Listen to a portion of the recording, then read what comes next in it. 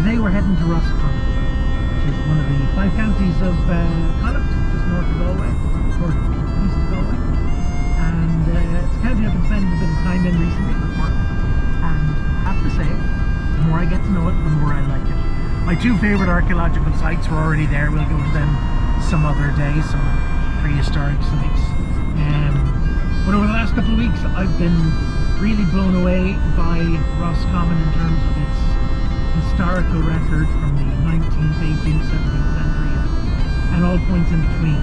It's just a really remarkably historic county, and I've been enjoying my time here. So today we're going to visit probably one of the most preeminent Anglo-Norman sites west of the Shannon. We're going to go to Roscommon Castle, which was a castle built by the Lord Justice of Ireland in consultation with the King in the 12th century, no 13th century, the 1200s.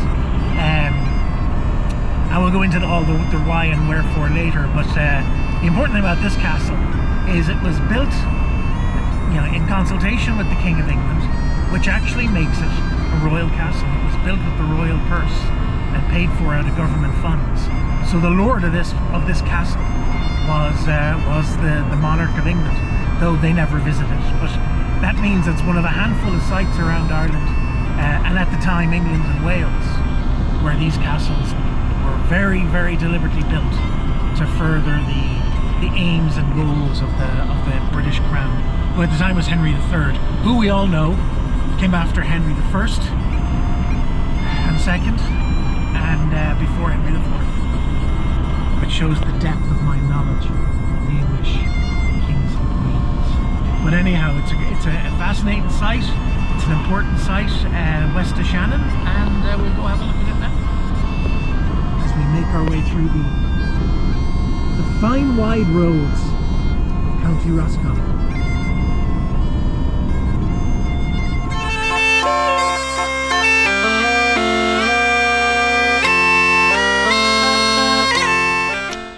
So let's see, the Normans, they show up in Britain, of course, 1066. Then about 103-ish years later, 1169, at the bequest of an absolute gobshite in Leinster, they show up in Ireland and very quickly discover that Ireland's rich and rich for the picking. And so began the Anglo-Norman conquest of Ireland. Went well for them at first. The Irish hadn't really dealt with open warfare about 200 years. The Battle of Clontarf, 1015, was the last big battle in Ireland. So we were sitting around the place robbing each other's cattle and picking our noses. So when the Normans showed up, well, it was a field day for them at first.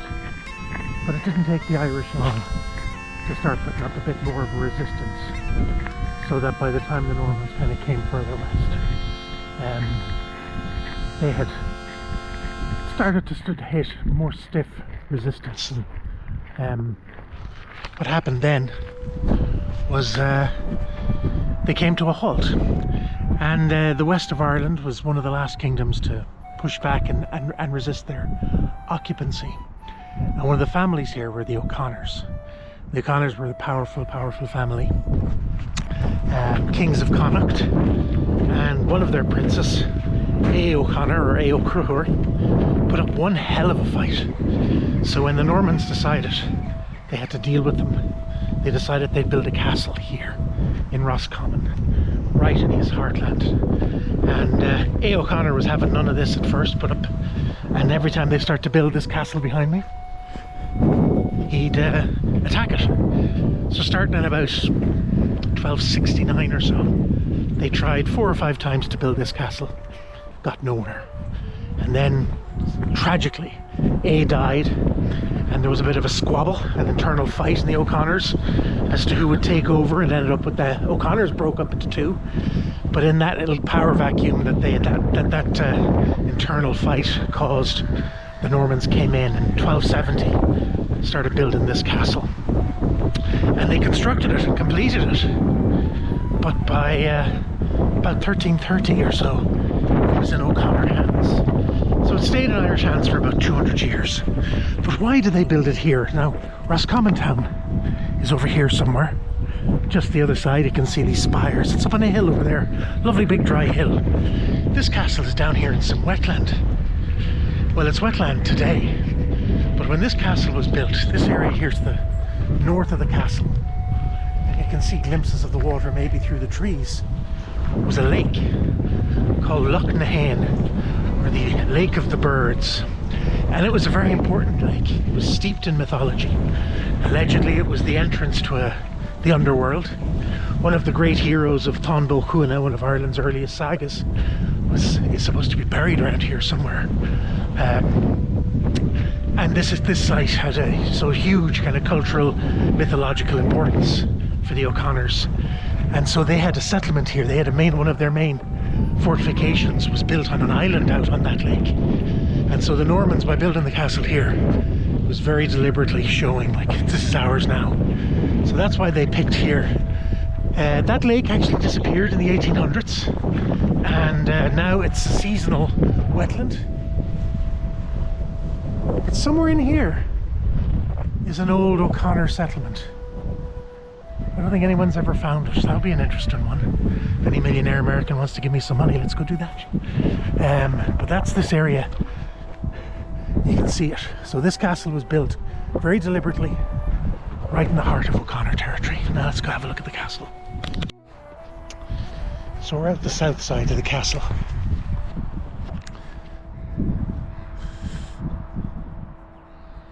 And this wall was all demolished in the 1600s by the then owner of the castle as he redesigned it.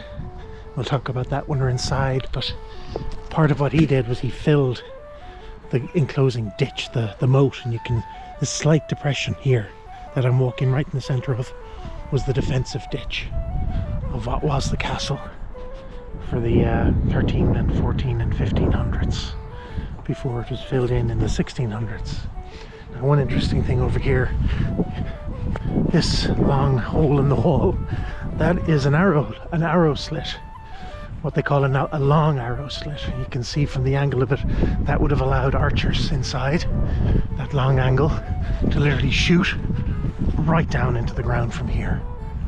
Well, which kind of tells you that they were expecting, when it was being built, they fully expected to be shooting down at the Irish here. Also, here's the original render on the castle. So we always think of castles as these stone edifices, but in fact they would have been rendered with plaster to help with waterproofing and insulation. But here's a nicely intact arrow slit.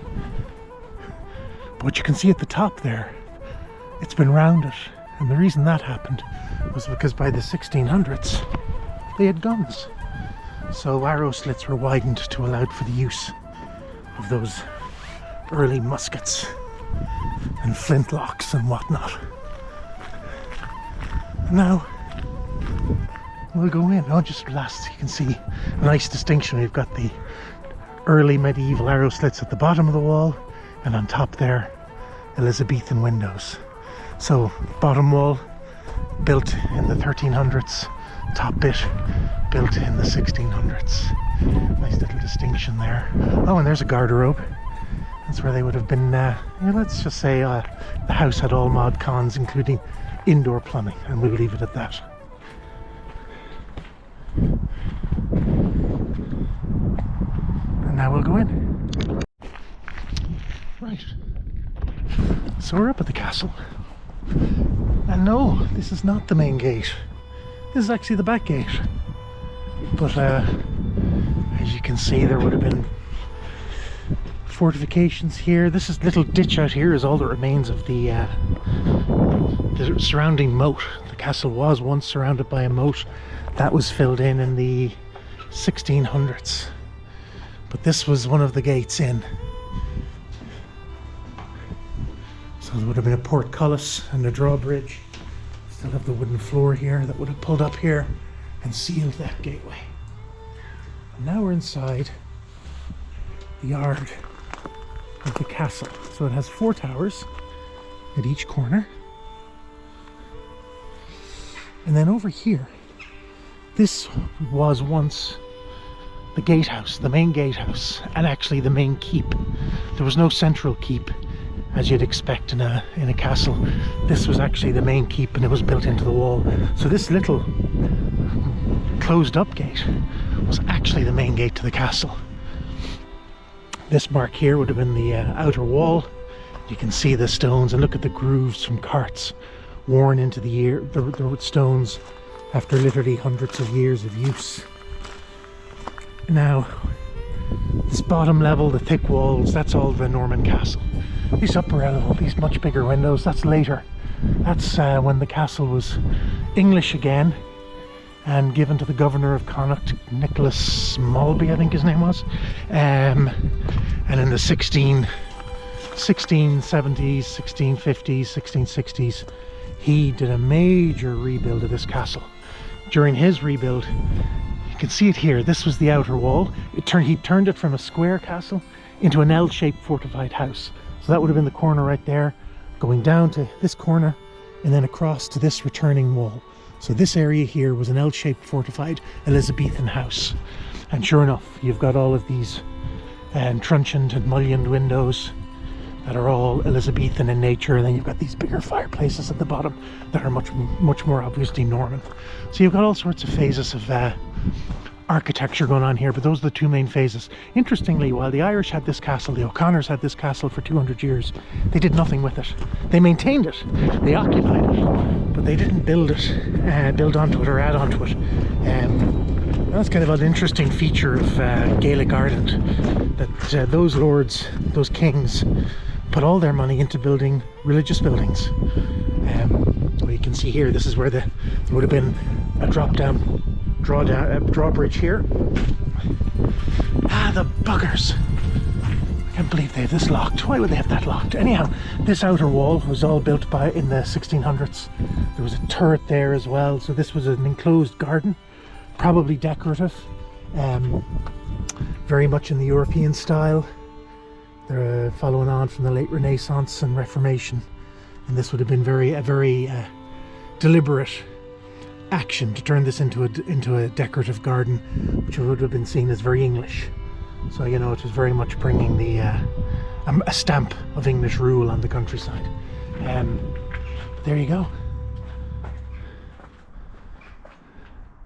The castle was finally destroyed in the 1640s and 50s, and in a fire in the 1690s destroyed what was left of it, and it's been like this ever since.